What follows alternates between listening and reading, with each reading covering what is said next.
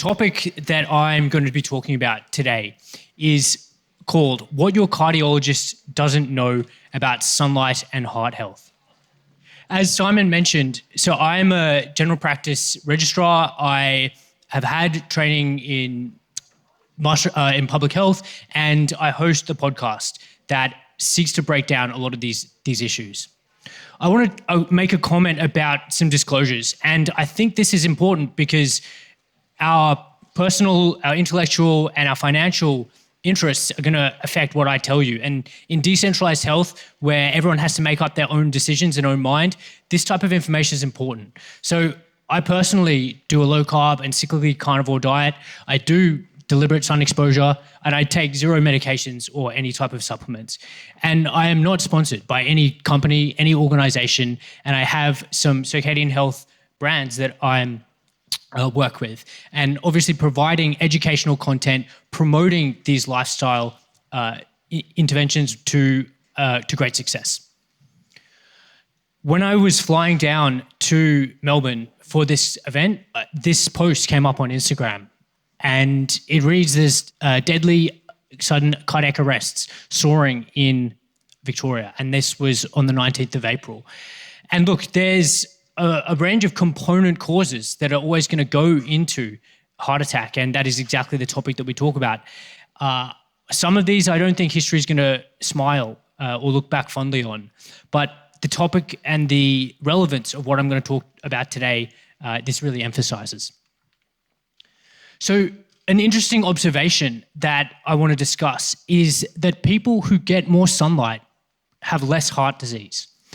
And a study that was released in 2016 in a Swedish population, I think illustrates this point more than anything else. So the title of the paper was Avoidance of Sun Exposure as a Risk Factor for Major Causes of Death in this melanoma in southern Sweden cohort. So what they did is they enrolled 25,000 middle-aged Swedish women. They asked them 4 questions. Do you sunbathe in summer? Do you sunbathe in winter? Do you ever visit a tanning booth? And do you ever travel overseas to tan? The premise of this study was, or the hypothesis was, that women who had deliberate sun exposure were going to die more frequently of melanoma particularly. So what did they find? Well, they actually found the complete opposite. So the survival of those who had the most active sun exposure was double that of those women who routinely avoided the sun. And you can see the same thing illustrated in all-cause mortality. So the conclusion that the authors came up with in this paper was that women who avoid sun exposure are at an increased risk of all-cause death, with a 2-fold increased mortality rate compared to those with the highest sun exposures. So this is a very, very significant and large effect size. What else did they find? They found that the women who smoked but had the most active sun exposure habits had the same mortality as those women who didn't smoke yet avoided the sun. And they found that sun exposure was a risk factor for all-cause death of the same magnitude as smoking, and that was a novel finding, but in agreement with systematic reviews of vitamin D and the risk of cardiovascular disease. So what else? They found that the cause of death, although they did not investigate it, was likely to be attributed to cancer, heart disease, and cerebrovascular disease, which is diseases of your blood vessels. There is a known seasonal variation in both heart disease and cerebrovascular disease, stroke, with increased risk during winter, spring, as compared to summer. So the question is, something about the sun is reducing likely the incidence of these cardiovascular diseases. But that is not the only finding or paper that has found this result. More recently, and this is still a preprint, a paper by Professor Richard Weller, higher ultraviolet light exposure is associated with lower mortality, analysis of data from the UK Biobank. This is almost 400,000 people in the UK. They followed them for a median of 12 years, and they've managed to ascertain their UV light exposure both by self-reported and via their latitude. What they found is that those people who got more UV light had lower risk of death, lower all-cause mortality, lower cancer mortality, lower cardiovascular mortality. They also had lower skin cancer mortality, and keep that in the back of your mind for the end of the talk. The effect size was approximately 50 days of extra life for those who got the most sun exposure, and about 16 for those who lived at a lower latitude. So the question that we have to ask is, how can we understand this profound benefit that we've noticed for sun exposure on cardiovascular diseases? And now I'm going to be talking about the specific mechanisms that I believe are critical to underlying this observed effect. So this is your cardiovascular system.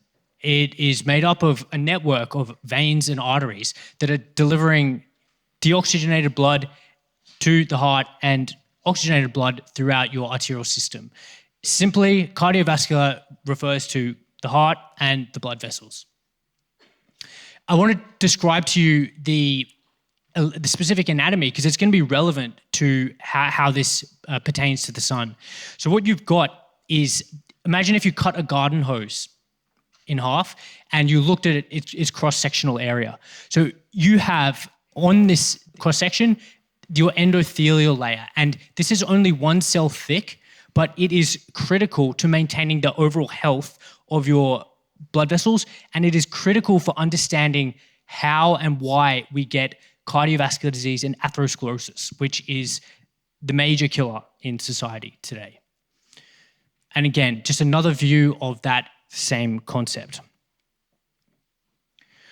What is noticeable and something that most cardiologists will not appreciate is that there is something that sits above that endothelial cell layer, and it's called the glycocalyx. And the glycocalyx is a bunch of glycoproteins that are anchored inside that endothelial cell layer. If anyone has gone fishing and felt a fish, does it feel smooth, rough, maybe slippery? So these fish have mucins, and they are glycoproteins, and that is the same type of substance that is existing inside this blood vessel. And the value or the reason why we have that there is to protect the underlying endothelial layer and to sense what's going on inside the blood vessel. So it's protecting the blood vessel lining and it's protecting those endothelial cells. As you can see, it's providing this barrier and that is here not allowing the red blood cells to contact. And it contains a whole bunch of very, very interesting and useful molecules. But what about the blood? What is going on in the blood that might be relevant to sunlight's benefit on health? And to answer this question, we have to move. And we have to move from a biochemistry-focused view of health, and we have to start thinking about biophysics. And two gentlemen who are absolutely pivotal in understanding biophysical changes that occur to water are these gentlemen, Gilbert Ling and Gerald Pollack. Gilbert Ling was a Chinese gentleman who emigrated to the US and performed a range of, pursued a scientific career, and his research has led to the development of magnetic resonance imaging, the MRI machine. He hasn't won a Nobel Prize, but probably could have won a couple. Dr. Gerald Pollack is a water researcher from the University of Washington, and he is currently the world's foremost expert on studying water. And notably, his background is in engineering, and that is important because he's really applied an engineering mindset to understanding water. So for a long time, people thought that water occupied only three phases. But what Gilbert Ling and subsequently Gerald Pollack have helped to educate people on and discover is that there is a phase of water that exists that is neither liquid nor solid, and that has been termed the fourth phase. The fourth phase of water is essentially a complete change in the molecular structure that occurs when water simply contacts a hydrophilic surface. So what happens is very, very interesting is that the properties of this water adopt a very, very unique liquid crystalline structure. What happens is that you get a charge separation, and this charge separation means that this lattice structure forms closest to the hydrophilic surface, and the more positive hydronium ions are separated. Whenever we get charge separation, we get a battery, and that charge separation is the fundamental basis of a battery. What else happens is that we exclude solutes. So this process of forming fourth phase water is a very effective way of preventing any kind of solute from essentially getting close contact to that hydrophilic surface. And it's a highly dynamic situation where the size of this exclusion zone is varying. It's being built up and it is condensing. So this is another way of perceiving it. And as Dr. Jalal mentioned, these are lattice-like structures, and it has this liquid crystalline structure. It's also been called exclusion zone water for that reason, and also structured water or coherent domains. So what did Dr. Pollock notice? He noticed that if you took a hydrophilic surface and you made it into a tube and you put it in water, then you would get continuous flow through that tube. And no, this isn't a continuous motion machine because there is an input that is driving this water flow. And we're going to discuss that as we get into the rest of the talk. How is this relevant to the heart and cardiovascular system? Well, it turns out that your blood vessels are hydrophilic tubes, meaning that they form a layer of exclusion zone water, and that is in your arterial and your venous system. So how can we think about that if we're taking a cross-section again? Well, it turns out that you have exclusion zone water that is sitting above your endothelial glycocalyx, meaning above those glycoproteins that are protecting the endothelium, you have in a healthy person, in someone with good cardiovascular health, you have a robust layer of exclusion zone water. How can we think about that? Well, just like a maglev train levitates above its track as it goes along the track, so are you essentially providing an almost force field in between that blood layer and the contents of the lumen of the blood vessel. So this is really revolutionary because it completely changes the way we think about cardiovascular disease, atherosclerosis, and the formation of plaques within the arteries. So what else? Why is this relevant? Well, because it turns out that the exclusion zone is not the only charged thing in your cardiovascular system. Your red blood cells carry a negative charge. What else carries a negative charge? Well, it turns out your lipoproteins, LDL cholesterol, HDL cholesterol, are all highly negatively charged. So if you have a negative exclusion zone water in the blood vessel and you have negatively charged blood contents like red blood cells, like lipoproteins, then you have a highly effective way of preventing contact to the underlying cell layer by the contents of the lumen. And this is a biophysical property that exists in all of us that is not discussed in any way, shape, or form by centralized mainstream preventative cardiology who are trying to help you stop having a heart attack. But this is a fundamental reality of how your blood, your cardiovascular physiology that isn't recognized.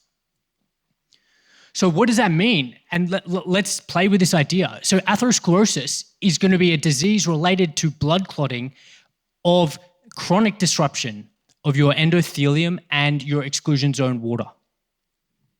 So let's see what that looks like. So this is someone healthy. They've got a robust layer of exclusion zone water all through that arterial. And let's pretend this is a coronary artery. Remember, you can form plaque in multiple vessels, but we're really concerned about protecting the blood vessels that supply the arterial circulation of your heart. So if this is a coronary artery and you get a breakdown in your exclusion zone water, then your force field or your maglev ability to protect the glycocalyx and the endothelium is compromised. So what happens? Well, you get damage to the blood vessel wall. And when you get breakdown in this system, you will get platelet aggregation, you'll trigger thrombosis, which is the body's way of healing or fixing a damage. And this is an evolutionarily appropriate adaptation to a blood vessel wall rupture.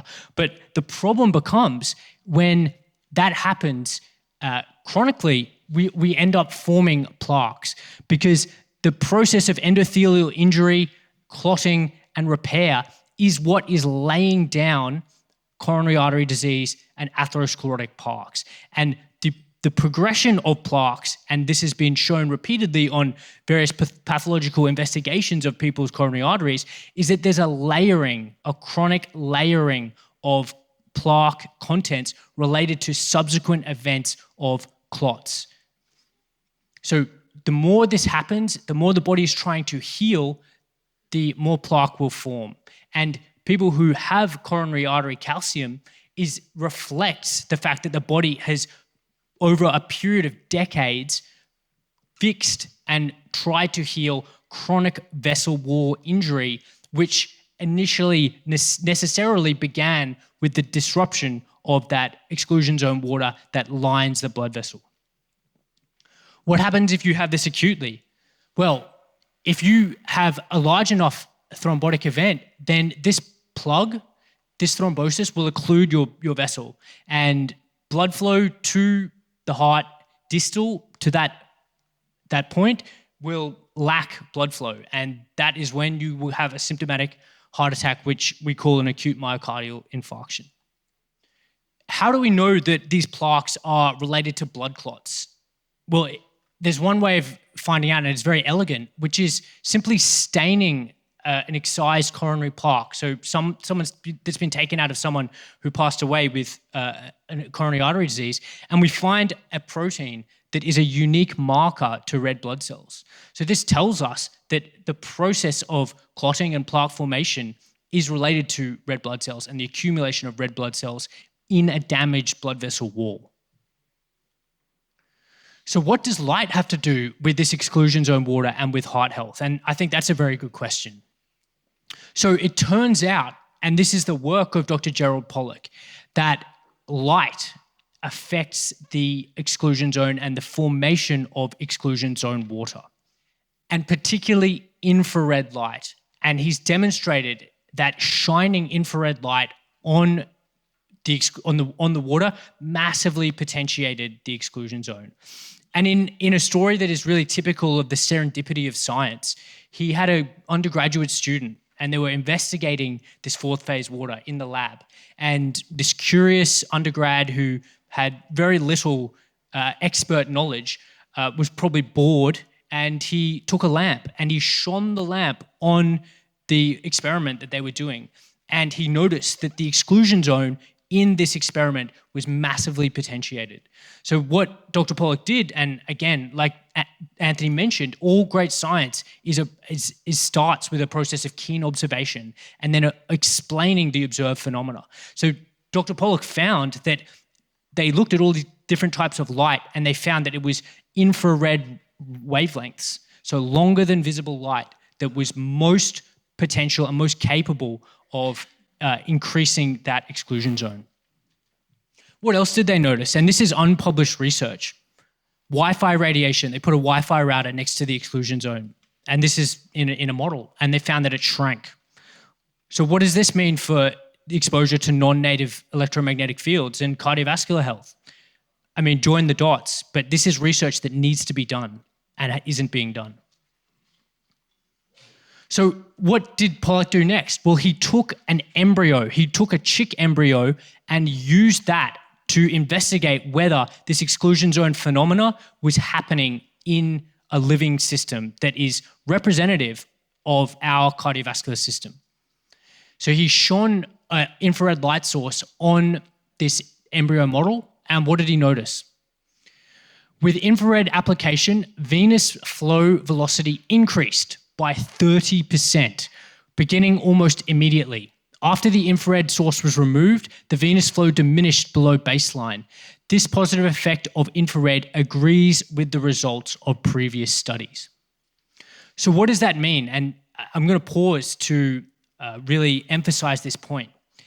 It means that blood flow is occurring at the level of the microcirculation, irrespective of the pumping action of the heart.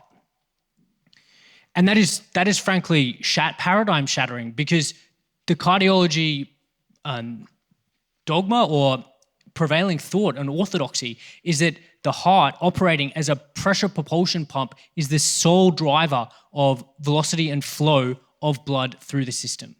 What Pollack's work elegantly proves is that the blood vessels themselves intrinsically can drive blood flow through these exclusion zone water dynamics with and driven by infrared light that is being applied to them. It also really has massive implications for thinking about what or why and how we can best optimize our heart health.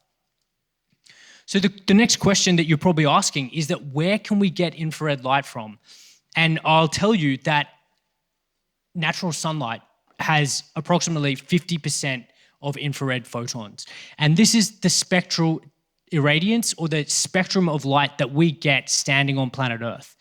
And what you will recognize as the visible light spectrum is only a fraction of the total number of photons or percentage of photons that we get standing on Earth. So we have a smallest, around 5% of light is ultraviolet. And because that light wavelength is short wavelength, it will only penetrate the ozone layer and the atmospheric layers when the sun is at higher angles overhead. And that's why you can only generate sufficient vitamin D below certain latitudes seasonally. You have visible light, and then beyond visible, we get near infrared, mid infrared, and far infrared. So where else can we get infrared light from? So it turns out that your body emits infrared light. And I'm sure you could ask a military soldier who routinely goes on night patrol that they would tell you that pretty quickly. Because the moment they use night imaging and infrared imaging, it's pretty obvious to see a human being. So we are all emitting infrared light, and that is, some of it is heat, but some of it is shorter wavelength infrared light. So what that means is that the infrared light source that is driving this exclusion zone water and this vascular flow is in part coming from the sun and is in part coming from the endogenous energy that is being generated by your colony of mitochondria all the time, 24/7. So what is this infrared light doing? Well, it's building the exclusion zone water in your blood vessels. And that has two massive implications, which we've alluded to already. One, that it's going to be driving blood flow irrespective of the pumping action of the heart. And two, it is going to be massively protecting the underlying endothelial layer and glycocalyx from the contents of the lumen, whether they're red blood cells, whether they're LDL cholesterol, whether they're anything else. So what else? Well, as I mentioned, natural sunlight is a pharmacy. And each one of these wavelengths, visible and non-visible, has a biologically active role in your body. So it turns out that infrared is not the only type of light that we need to be concerned about if we're optimizing our cardiovascular health. Because UVA light has a very important role of liberating the stores of nitric oxide, which is an incredibly potent vasodilator or blood vessel relaxing signal. And it stimulates the release of nitric oxide. So think about the implications of this. If you have high blood pressure or hypertension and you're being prescribed a medication to lower your blood pressure, do you have a deficiency in a calcium channel blocker? Do you have a deficiency in an ACE inhibitor? Or maybe you have a deficiency of ultraviolet A light. Just saying. What else? Well, it turns out that not only UVA, but also blue, red, and near-infrared can influence and potentiate nitric oxide release in our skin and our blood vessels. And the influence of these light wavelengths on our skin physiology and our whole body physiology cannot be overstated. The ability of these light wavelengths to induce release of endorphins to make us feel good, to reward us for ultraviolet light exposure. This is not something you will hear from dermatologists. It's not something you'll hear from your cardiologist. But that is how nature built you. Nature built you to be addicted to the sun. That is what happens to POMC. Protopium melanocortin gets cleaved on, it gets stimulated by UVB exposure, gets cleaved into beta endorphin, and nature rewards you for getting out into ultraviolet light. So the melanoma in southern Sweden cohort, why did the Swedish women who got the most sun exposure, well, why did they live longer? Well, we've talked about that quite briefly, and we can make sense of this. Sun-seeking behavior is UV light harvesting. Every time they went overseas to tan, every time they went and exposed themselves to sun in the summer and the winter, they were harvesting ultraviolet A light, and that was potently releasing that vasodilating substance, nitric oxide, in their blood vessels, and therefore reducing blood pressure and reducing hypertension, which is of the contributors to cardiovascular disease and atherosclerosis, one of the most significant. And they're also harvesting massive amounts of infrared light, which they were using to build that incredibly important exclusion zone water within their blood vessels and cardiovascular system. And that's what they were doing. They didn't know it. They just knew that the sunlight felt good, but they were fundamentally protecting that endothelial layer, that single cell layer inside their blood vessels. So what about skin cancer? Well, this is a paper written by Pelle Lindqvist, and Pelle Lindqvist is the chief investigator of the melanoma in southern Sweden cohort. And what did he say? Well, he said there is an established risk between sun exposure and an increased risk of skin cancer. This risk is further increased among fair women, okay? This is the operant word. But these women seem to have a survival advantage. In medicine, survival advantage means you live longer. So he's pretty clearly told us that although you might and may get skin cancer at a slightly higher rate, you're going to live longer. There seems to be an inverse association between sun exposure and hypertension, type 2 diabetes, venous thromboembolism, which is pulmonary embolism, PE, or DVT, a deep vein thrombosis, cardiovascular disease, and cancer prognosis. All of these effects might explain the inverse association between sun exposure and all-cause mortality. Both vitamin D and nitric oxide seem to be major contributors to the above effect. So this inverse relationship, he's basically told us that the more sun you get, the less likely you are to develop all these diseases. So the problem of skin cancer and sun exposure needs to be framed as a risk versus benefit analysis, just like everything else in medicine. Just like any time your doctor prescribes you a medicine, he or she is balancing the risks of side effects versus the benefits that you're likely to get. And when we think about full spectrum sunlight and we think about applying this framework to full spectrum sunlight exposure, which, let me remind you, was the norm for the entirety of human evolution and human existence on planet Earth. And the onus is on us now to prove to everyone that the sun is necessary and safe, when really we're in a topsy-turvy world that has to justify that.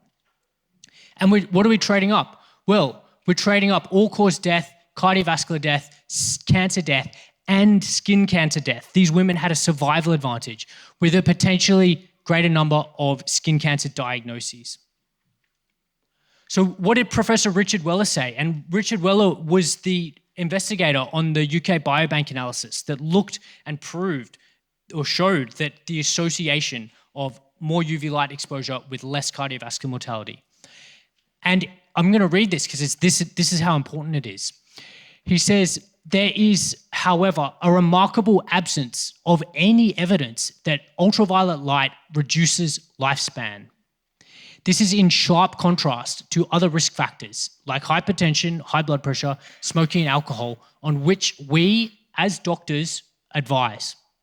A substantial body of evidence shows that sunlight has health benefits, and these are independent of vitamin D and thus cannot be reproduced by oral supplementation. That means you can't go to the local chemist warehouse and buy a tub of vitamin D pills and expect to extend your life. It doesn't work like that. And the reason it doesn't work like that, he explains, is because the UV-induced reduction of cutaneous nitrate and its export to the systemic vasculature, which he helped delineate, is an additional mechanism. And so that's nitric oxide and the effect of UVA light on nitric oxide. But other mechanisms surely exist. And I think we've discussed, and I personally believe that exclusion zone water and the potentiating effect that infrared light has on our exclusion zone water to drive blood flow and protect the endothelium is the beneficial additional mechanism that Richard Weller talked about back in 2016 when he wrote this paper.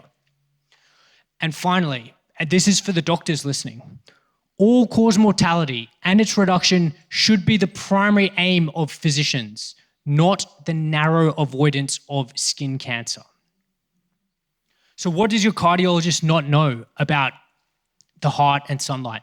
Well, he doesn't know that the blood vessels aligned with fourth phase water, known as an exclusion zone water.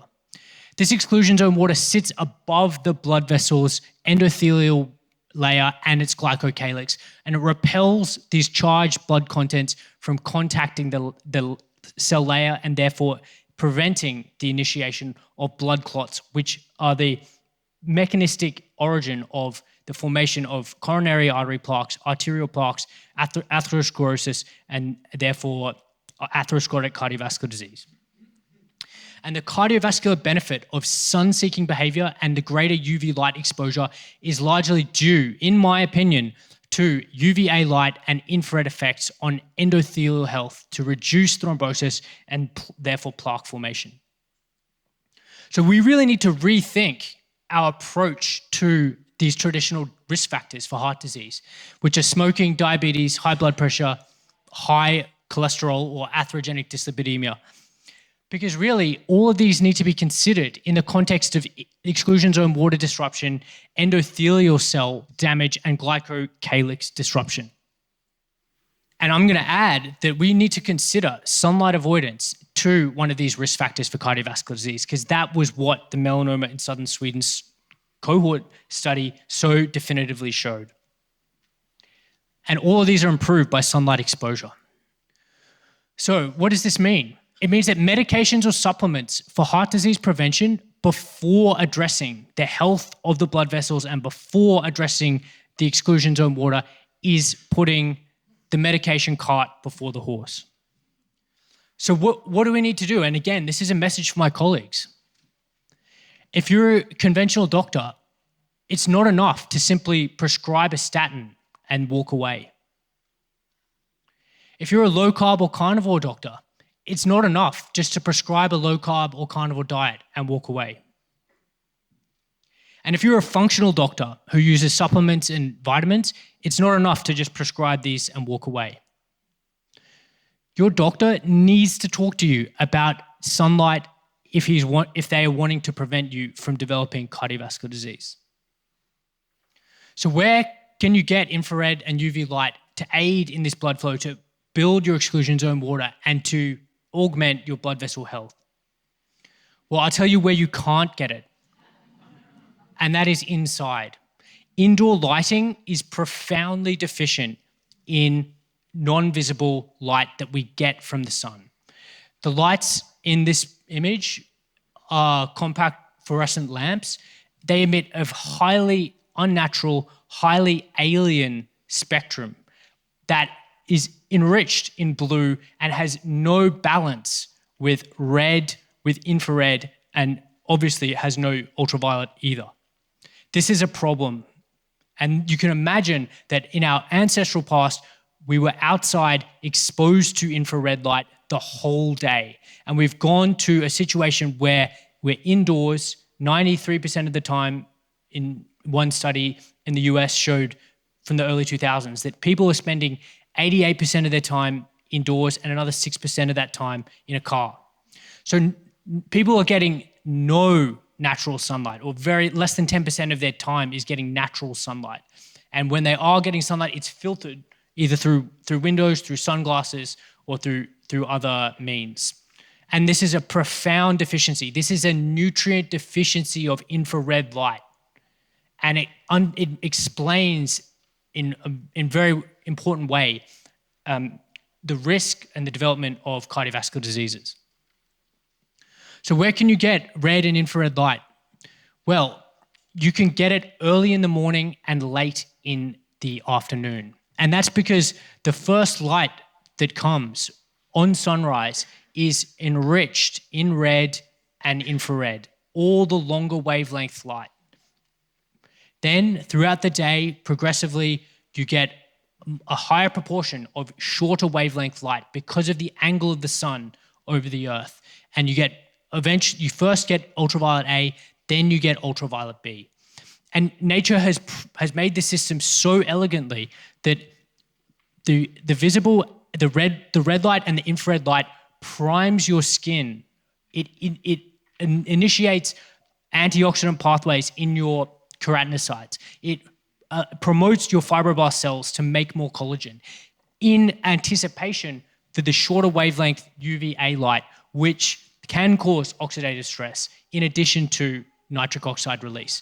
UVA light also induces tanning, an immediate tanning response in preparation for UVB. So by the time UVB arrives in our ancestral past, in our hunting zones in the savannah, we would have had the proper sequence of light nutrients to prepare us for this ultraviolet light that can be damaging, but is also highly important and highly necessary for optimal health.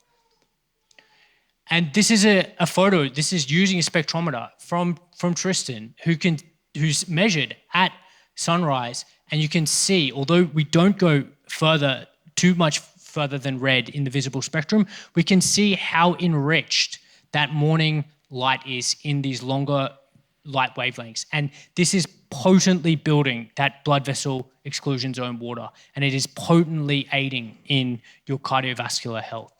The other point that I will make is that these infrared light can penetrate through your body up to 10 centimeters.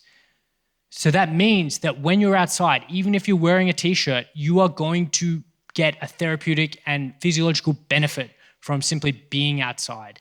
And that light gets through, and for children or young children or babies, 100% of their cells are able to be bathed in this infrared light. And as adults, because we're bigger, depending on your size, it might be only 60% of your cells. But the point is, this light is absolutely key, and it's essentially, it's free. Mother Nature is providing it for you, for your cardiovascular health, but you have to be aware, and you have to know that it's there for you. So I have just scratched the surface of the effect of sunlight on cardiovascular health.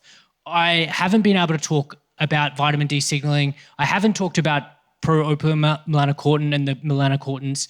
I haven't talked about the mitochondria and the fact that your heart is one of the most mitochondrial dense tissues in your whole body and is massively potentiated and augmented by red and infrared light on a mitochondrial level.